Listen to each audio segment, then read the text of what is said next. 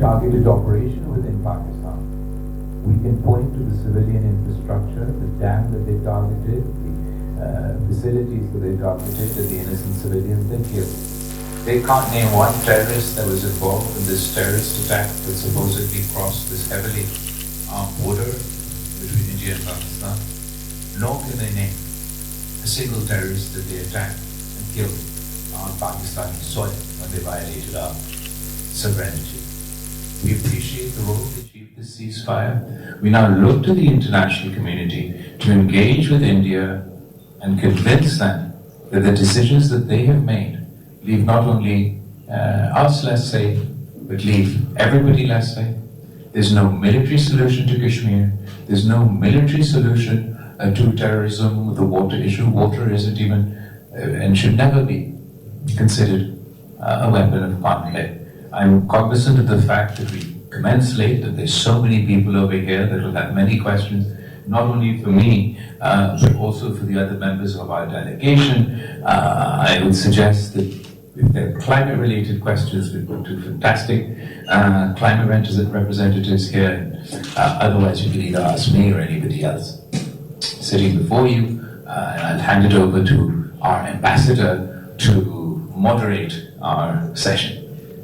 Thank you very much, sir. Could you kindly identify yourself and the question when asking the question, please? We'll begin from, well, ladies first. Okay. Well, I'm Lynn Gutas from the European Institute for Asian Studies.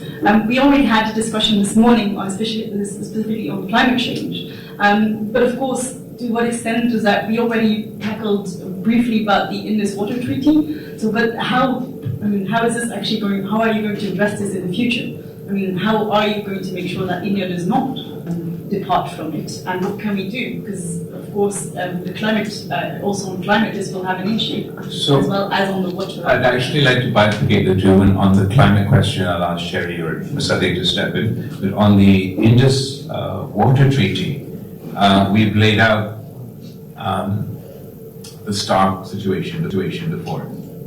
As far as the Indus Water Treaty is concerned, this is the gold standard in diplomacy. Our treaty has been replicated in 40 other treaties dealing with water. It has withstood war after war. It has dispute resolution mechanisms with it. There's no space within international law, and there's no space within this treaty for any party to unilaterally depart or make any unilateral decisions. All decisions are to be made through mutual consent. Even if we were to renegotiate, Pakistan never shut the door to, only asked, what would you like to negotiate? But even if we were to renegotiate a treaty, until we were to come to a conclusion in that renegotiation, this treaty would stand. As it is through this treaty that we came up with a unique solution. Rather than relying simply on lower riparian rights, which would have given us lower riparian rights to all 3 rivers, all 6 rivers, sorry. Pakistan and India agreed through this treaty to divide the river systems. 3 rivers were given in total to India. And 3 rivers, there's certain rights to the Indian government, but the majority is for Pakistan, and we rely 100% for our water from these remaining rivers. The 3 rivers that they are in their control, they have control of the headworks through which they can, and have been since they made this announcement, either delaying the release of our water or in times of excess, releasing an excess of water. Just a delay of a few days has devastating consequences for our crops.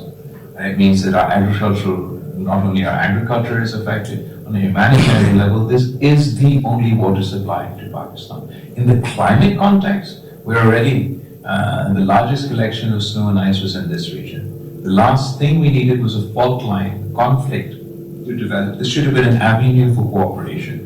I'm climate minister, and former climate minister will give you sort of a little bit more detail about the challenge we face vis-a-vis climate. It's a stark reality that we're facing before we drew this fault line exactly where it need to be. Thank you. So I'd only say that, look, if this treaty is in abeyance, the treaty post-Second World War is worth the piece of paper on which it's printed. Because then any country in the world can now pull out of treaties because this entire rule-based regime is gone. If it doesn't suit me, I pull out tomorrow.